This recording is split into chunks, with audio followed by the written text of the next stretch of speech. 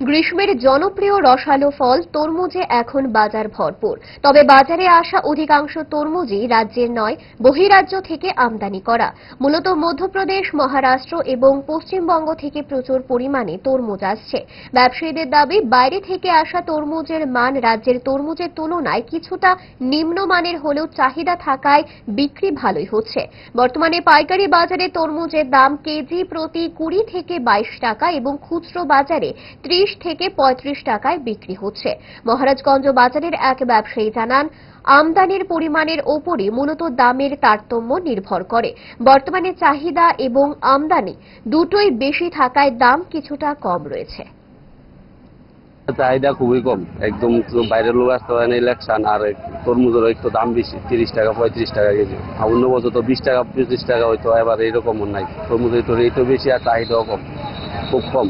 মানুষ একদম কাস্টমার নেই বাজারে। না, লোকাল না। এই যে কুচবিহার থেকে আসে, মহারাষ্ট্র থেকে আসে, আর বেঙ্গালোর থেকে আগে আসছে। এখন বেঙ্গালোরটা দাম বেশি, বেঙ্গালোরটা আসে না। বেঙ্গালোরটা আনছে